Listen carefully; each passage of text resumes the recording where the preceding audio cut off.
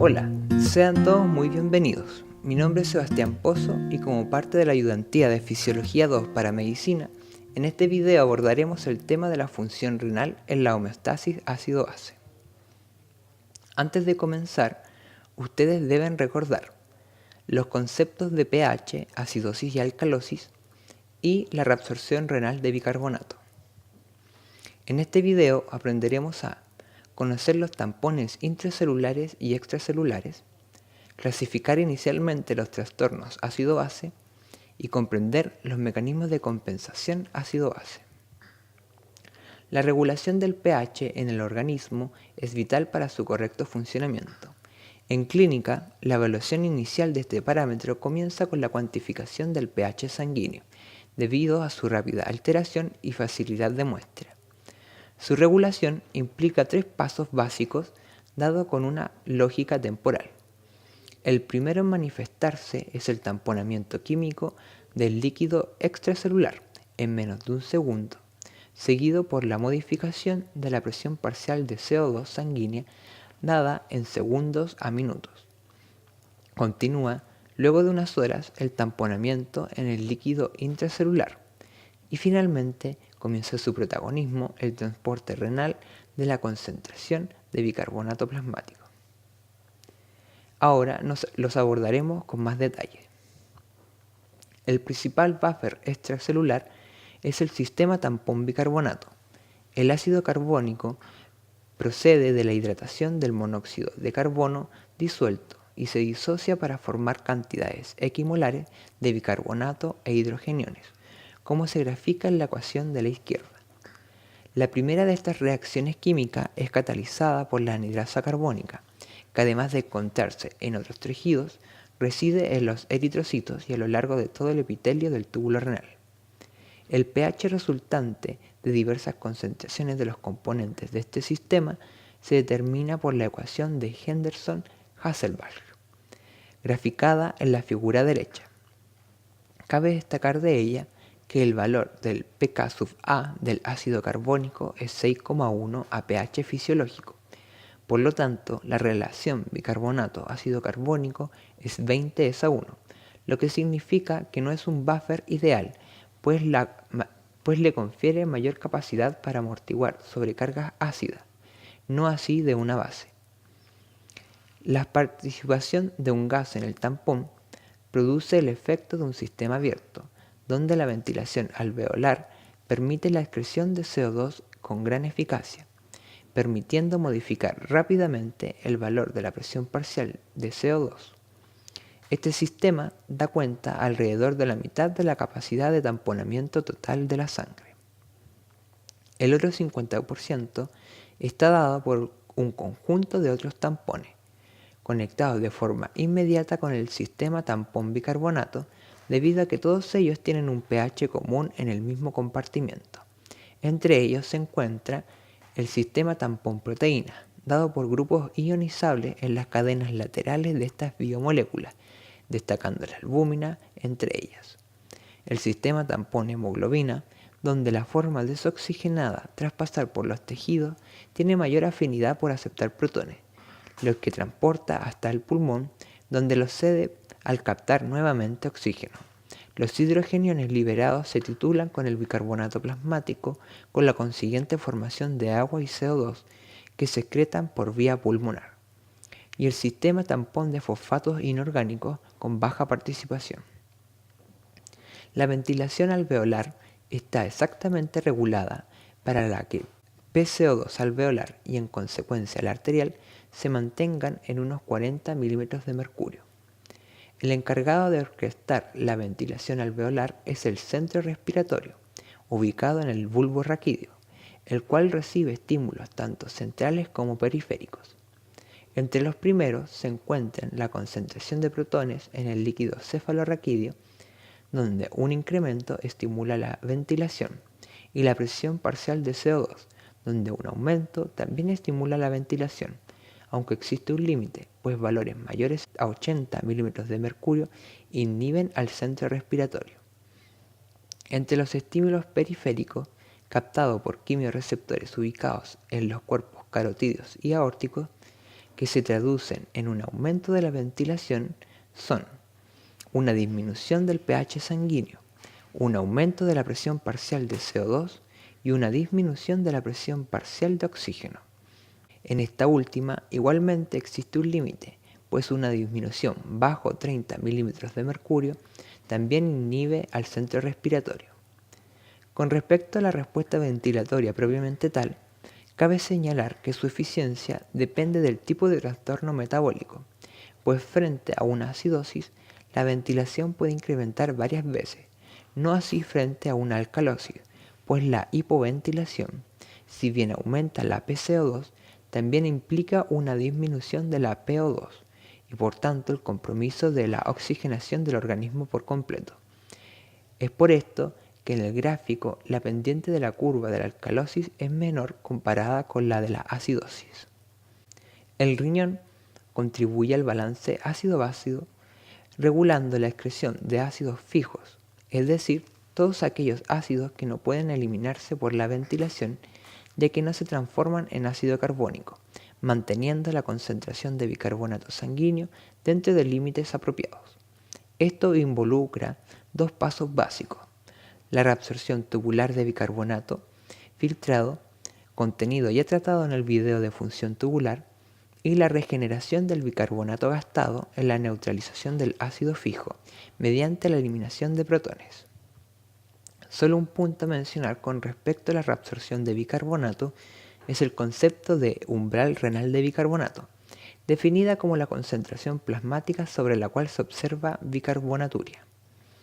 Este valor puede ser modificado por diversos factores, los principales se mencionan en la tabla. Así, una concentración del volumen extracelular aumenta la reabsorción, dado por el incremento de la angiotensina 2, que estimula el intercambiador sodio-protón en el túbulo proximal. La hipercapnia aumenta la reabsorción tubular de bicarbonato por acidosis intracelular. También la hipocalemia aumenta el umbral renal de bicarbonato, probablemente por la tendencia a acidosis intracelular. Y finalmente, la concentración de cloruro juega un rol importante, pues una hipocloremia aumenta la reabsorción de bicarbonato. La formación de acidez titulable corresponde a la excreción de protones libres en forma de ácidos débiles, principalmente como fosfatos. En el nefrón distal, las células catalizan la formación de ácido carbónico, el cual se disocia en bicarbonato y protón, este último siendo excretado de forma activa por la bomba protón-ATPasa y la sodio-protón-ATPasa, donde en el lumen tubular se titula con el fosfato, mientras que el bicarbonato formado se reabsorbe. Esto es importante, pues cuando al reabsorberse el bicarbonato del filtrado glomerular, la secreción de protones en el nefrón distal podría provocar una gran caída del pH luminal si no se encontraran este y otros tampones. Este sistema tiene un pK de 6,8 y por tanto es activo entre 7,3 y 6,3 de pH. La formación de amonio es el mecanismo renal más importante que regenera el bicarbonato gastado al tamponar ácidos fijos. Para ello, el riñón requiere, en primer lugar, la llegada de glutamina desde el hígado. Todo se inicia con la producción de amonio, NH3, en las células tubulares, por desaminación de la glutamina para formar glutamato, y a su vez este compuesto es desaminado a alfa-cetoglutarato. El amonio es fuertemente básico y se disocia reversiblemente con los protones para formar amonio, NH4, reacción que se encuentra desplazada a la derecha en las condiciones de pH de los líquidos y tejidos corporales, debido al elevado pK-A de la disociación del amoníaco, que es 9,3 en la sangre. La concentración de amonio es aproximadamente 100 veces mayor que la de amoníaco. Por otro lado, el alfa-cetoglutarato, al entrar al ciclo de Krebs, regenera bicarbonato, el cual es transportado al plasma. Sin embargo, a pesar de la baja concentración de amoníaco, su baja polaridad y su carácter liposoluble lo hacen difusible a través de las membranas celulares. De esta manera, aunque el amoníaco es producido en las células epiteliales del túbulo proximal, puede pasar con facilidad hacia la sangre, fluido tubular y células del túbulo distal y colector, alcanzando una concentración similar en todos estos sitios. En cambio, la concentración de amonio queda determinada por el pH de cada compartimento local. Toda caída del pH urinario aumenta la difusión no iónica del NH3 desde la sangre venosa hacia la orina y la excreción de NH4 aumenta.